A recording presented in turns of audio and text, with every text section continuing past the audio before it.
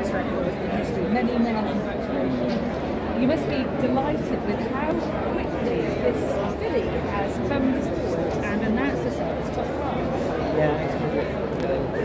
Horses away, please. She's only barely beaten in her maiden, and the filly that just barely beat in her maiden came out in Group 1, so obviously we thought a lot of her that time, and she didn't race anymore then. Obviously she went around first time this year in Ace, and she won her maiden, and we didn't think that she would be ready for the Classic at that time. But every week after that she jumped up, and we ended up running her in the English Guineas, which was a big one. Frankie Roder ran a great race and finished third, and he said this filly is made for the Irish Guineas, and then she went from there, she went back to the Irish Guineas, ran a lovely race. Ryan loved her. She was second to Eva's mare, was very impressive, and another great run.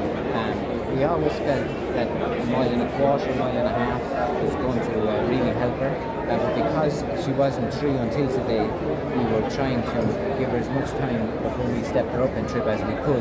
But obviously the Oaks that came out, there was only one Oaks, so she had to go. A lot of people have done a great job with her. Lydia, Dean who rides her, Jamie who's in charge of her, Trevor, Seamus rides her work, and then obviously I'm so delighted for John and Sue, Michael and Dorian and Derek and Day, and now it's George and Emily. So they put a lot in day in, day out to make these pedigrees.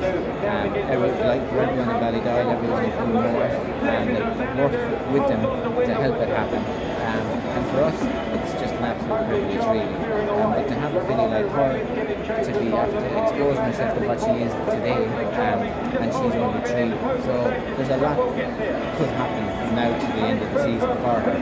Hopefully she'll come back okay and we'll assess her and let her mature, and she will have a choice of going through the Pretty Polly at the Curragh or missing that and going straight on to the Oaks or whatever. But I suppose we'll see how she is. She's won an English Oaks now, and she's something really to admire from here on in, I think. And how do you manage a filly who is, she's quite an experience, as you said, she's only 3 today. How do you manage to take that sort of daring pathway there? What is it you see at home that sort of guides you to bring her here? Yeah, I suppose obviously Dean rides her out every day, and Seamus rides her in her work, and Jamie's in charge of her. All those people, what they would say every day is so important, and then she'd have her people around her that are looking after her other needs. So I suppose everyone is talking and communicating day in, day out. But obviously the Classics come at a certain time where you have to make the deadlines, and it's important that those horses have to make those deadlines because that's what the pedigrees are built on. So they have to be strong, they have to be precocious, they have to be able to handle all the disciplines. Like if you push back a couple of months, like it's taken away from the pedigree. That's what makes the good horses good. Like they're able to keep improving that little bit, making the deadlines and producing, which very few of them do. But I think that's what the whole pedigree is based on, and it's based on here, because the Derby and the Oaks like twist them every way left. And they've weighed in for race number 6. The result is now official. They're tested and tried, and listen, you can come out of here very sorry because you went into a fight that maybe you weren't able to or weren't up for, but that's what pedigree is all about. Like obviously this filly has all her sisters, and like I think 3 of our fillies in the Oaks today that were sisters to Oaks winners or out of Oaks winners. Like it's for us it's incredible to have that stock to work with in Ballydoyle, you know, and all the people. So I suppose to answer your question, everyone is communicating day in, day out, talking about everything, and the communication and the information flows very fluid and easily from everybody. So usually then the decisions should kind of just happen because everyone thinks it's the logical thing to do. Well, we're delighted to welcome along to the podium here at Epsom this afternoon, following the Poundland Stakes. Barbara Warwick, who's been voted Poundland's Epsom Community Hero. Barbara Woods was the Royal British Legion here in Epsom, raises over £40,000 a year for the charity, and has recently set up a veterans hut for lonely individuals who are maybe not known to the Legion, and have seen that rise from a number of 2 to over 100 people in the club as well. So we're delighted to welcome Barbara here this afternoon to make a terrific presentation to the winning connections of Ever Given, and a welcome to the podium representing the winning owner, the Dandy Boys, and also collecting his own trophy as well. We extend our congratulations to Hugo Palmer. Well done, Hugo.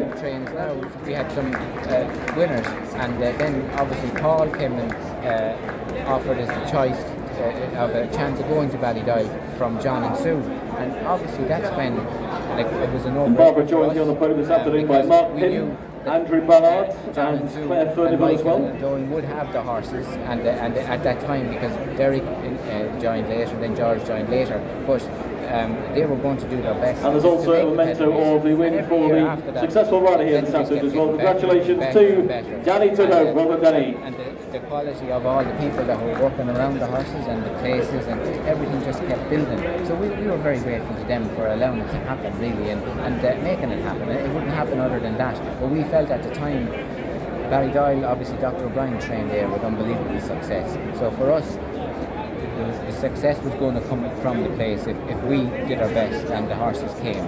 And we knew that the lads were passionate and totally committed to it. So it really was a no-brainer for us to come, and after a year or two, or it took a year, we like John and Sue and Michael Dorrington would we train solely for them, and listen, it was great for us when you have people that are that passionate and put so much thought into everything, and like obviously unbelievable really that originally the John and Sue asked us to go there, you know, so we're very grateful to them really.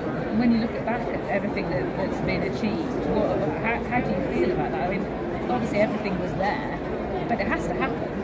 I know, absolutely. Like obviously, we don't ever look back too much. We try always look forward, because it's always about the next and doing our best, and we try not to get complacent or about anything. But when you do look back, like the incredible horses that we've had, and obviously Galileo has been just such an influence in stallions, and the influence he is in mares is just incredible. And it's their courage and class, I think, what makes them good. Like they have a lot of stamina in the stable, they have a lot of class, and very, very courageous horses, you know. So it's really incredible. When we went to Ballydoyle first, John and Sue had Sadler's Wells, and that's where obviously Galileo came from. And Galileo came from Coolmore with an unbelievable reputation as a yearling, and those things don't always happen, but it just kept happening and happening and happening, and obviously the lads just kept building on it and building on it, you know, and it's incredible really. It is, and it's reached the public as well, because you'll be aware that Galileo was voted in by the public to the British Champion Series Hall of Fame just this week. He beat Shergar and See the Stars to get there, and it seems fitting that he should now have an Oaks winner as well to his name. Yeah, it's incredible. Like obviously, like there's no stallion could ever deserve more. Like he did it as a racehorse, and he did it hand over fist every day as a stallion, and still doing it. And all the horses who ever have anything to do with it is their courage, is their ability to try, and never to give up, which is incredible really. And no, sure, listen, what can you say that hasn't already been said really? And what does the significance of having 41 British Classic winners mean to you? Is that something that you're aware of? Does it mean something to you? Yeah, it does. Like obviously it's incredible really. It's something you never think about would happen, because you would never believe it would happen. But we are so grateful that it has happened, and believe me, we don't take it lightly in any way, because we know how much has went in by everybody, how much hard work and how much time and how much finance and how much thought and concentration of pedigrees from so many people, and no more so than from the lads. Like it's constant, relentless, day in, day out thought, taking out a little bit, putting in a little bit, and making those pedigrees. It's like a recipe. You add this to it, we'll take out this to it, and it's all judged by when the horses come here. Their weaknesses are exposed, and then they say we take out this and we put in this from some other mare or some other stallion. And that's where the bar is measured from day in, day out, and it's hard and it's severe, but it's that's where it has to be done, and that's the way it is. You're a big fan of Epsom, that's aren't you? It tests them anyway. Their mentality, their balance, their courage. Like, if you come here, you can get an awful mall in an Epsom and go back very sore, and you go back licking your wounds like any sports person or anything to do with sport when you do get beat. And that's just the way it is, but that's the way it has to be to try and improve the pedigrees and make the pedigrees. There has to be the ultimate test, and Epsom is. Like, obviously Andrew and all his team and everybody here do an incredible job. The ground is always incredibly safe. The place is like turned out beautiful, and everybody's looked after great. And the atmosphere that comes into the place is where a horse is really, their mentality is really tested. Like, very few tracks anywhere in the world, they have to go a mile and a half to the start, and the crowds are at both sides, and now the crowds are back again. It's like you feel the tension here, and if you're a little bit on edge, if there's a little bit of a mental frailty, like you could be exposed very quickly. It's a great process.